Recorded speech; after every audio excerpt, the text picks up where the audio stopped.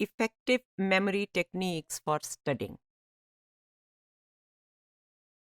Memory वैसे तो हर किसी के लिए अहम है, लेकिन स्टूडेंट्स की जो चैलेंजेस हैं स्टडी करने वाले लोगों के मेमोरी के हिसाब से, उनके लिए ये जानना बहुत अहम है कि रिसर्च की जो एविडेंस है, जो टेक्निक्स हमें पता चली हैं, हमने अभी पढ़ रहे हैं, उनको पढ़ाई में, स्टडी में कैसे इस्तेमाल किया जा सकता है, इन सारे असूलों को, ताकि जो एग्ज़ाम का मटेरियल है वो आप ज़्यादा बेहतर याद कर सकें। एग्ज़ाम्स के अलावा भी जो मालूमात, जो इल्म आपको हासिल हो रहा है, उसको आप ज़्यादा बेहतर स्टोर कर सकें। इसमें इंडिविजुअल्स के लर्निंग स्टाइल ज़ाहिर है फ़र्क होते हैं। कुछ लोगों के लिए कोई तरीका बेहतर होता है, किसी के लिए कोई और मेथड बेहतर होता है। फिर टाइप ऑफ मटेरियल भी है। कुछ मेथड जो हैं वो लिस्टें या डेफिनेशन या लिस्ट्स को याद करने के लिए ज़्यादा बेहतर है, जबकि कोई और मेथड जो है वो कॉन्सेप्ट्स या बेसिक प्रिंसिपल्स को याद करने के लिए ज़्यादा अहम है, ज़्यादा बेहतर है। तो इसलिए कौन सा मेथड कब यूज़ करना है, इसको हम अ, इन चीज़ों की रोशनी में ही इस्तेमाल करेंगे। आपने कभी सोचा कि जब हम कुरान की सूरतें याद करते हैं तो हम क्या मेथड यूज़ करते हैं? और मेमोरी रिसर्च को माइंड में रख कर देखें कि लाइन बाय लाइन करते हैं या ओवरऑल करते हैं, और तर्जुमे के साथ करना हो तो फिर क्या सूरत हाल होती है।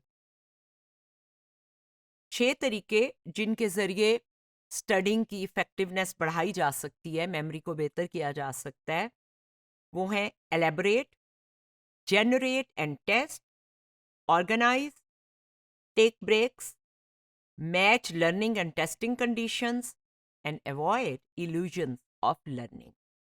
ये ना समझे आपको आ गया है। टेस्टिंग का एक्सपेरिमेंट ये बताता है कि टेस्टिंग ज़्यादा इफ़ेक्टिव है री रीडिंग से। बहुत दफ़ा हम स्टूडेंट्स को ये बताते हैं कि जो मटेरियल आप याद करना चाह रहे हैं, जैसे मसलन यही ग्राफ ही आप, ये जो बना हुआ है इसमें फ्लो चार्ट सा, अगर आप इन्हीं बॉक्सेस के मॉडल को ही देख लें तो इसको बार बार पढ़ने से आपकी मेमोरी इतनी ज़्यादा अच्छी नहीं होगी, रिटेंशन, मुकाबलतन इसके कि आप इस पे अपने आप को टेस्ट करें। एक दफ़ा देख लें, दो दफ़ा देख लें, और फिर इन बॉक्सेस को अपने मेमोरी से बनाने की कोशिश करें, सिर्फ इसको देखे बगैर, और फिर दोबारा इसकी तरफ आएं, और फिर इसको देखें, और फिर उसको फिट करें जहाँ पे गलती हुई थी। अगर आपका 50% ठीक है तो दूसरी दफ़ा देख के जब आप दोबारा खुद से बनाएँगे तो वो भी ठीक हो जाएगा। ये सबसे ज़्यादा इफ़ेक्टिव है।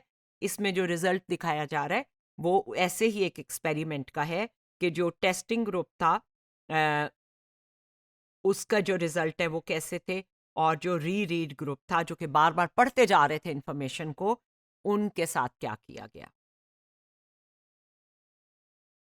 ऑर्गेनाइजिंग भी एक टेक्निक है।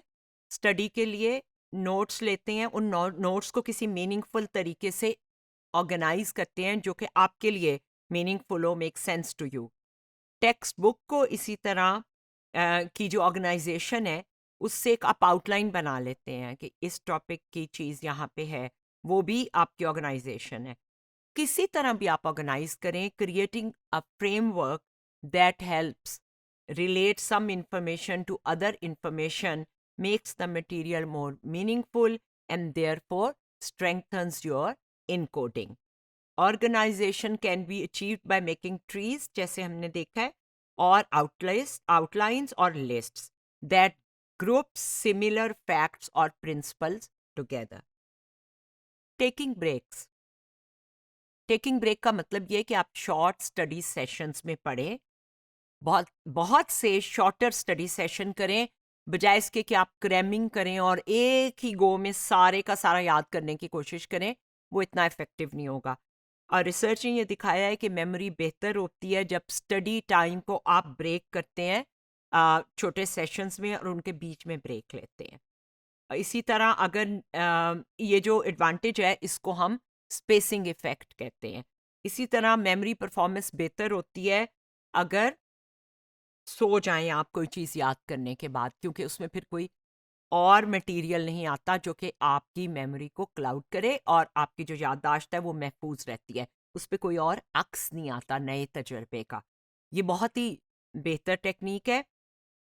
आप जितनी रिसर्च देखी उसके मुताबिक आप लर्निंग और टेस्टिंग सिचुएशन को मैच करें। ये तो नहीं हो सकता कि जिस क्लासरूम में पढ़ा था वहीं आकर आप एग्जाम के लिए तैयारी करें जहाँ क्लास होती है।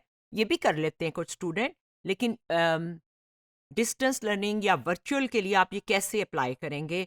रिसर्च ने ये बताया है कि अगर आप मुख्तलिफ कॉन्टेक्स्ट और सेटिंग्स या लोकेशंस में याद करें तो फिर आपका ये जो बायस है क्रिएट नहीं होता कि आपकी लर्निंग और टेस्टिंग कंडीशंस जो हैं वो हमेशा एक ही हो तो आपको याद आएगा पढ़ा हुआ। Avoid illusion of learning. Recognise करना किसी चीज़ को जो है वो लर्निंग नहीं है, वो सिर्फ फेमिलियरिटी है। आपको लगता है कि हाँ ये मुझे आता है क्योंकि आपको वो पहचाना हुआ लग रहा है। So don't fall in that trap. Highlighting जो करते हैं students, it does not work. उस पर भी एक्सपेरिमेंट हुआ है। हाईलाइटिंग करने वालों की परफॉर्मेंस हाईलाइट ना करने वालों से जो नोट्स के ऊपर हाईलाइट कर रहे होते हैं उससे कहीं ज़्यादा जो है वो कोई भी फ़र्क नहीं था, बेहतर नहीं थी किसी तरह। और डीपर प्रोसेसिंग करें। तो good luck for your study.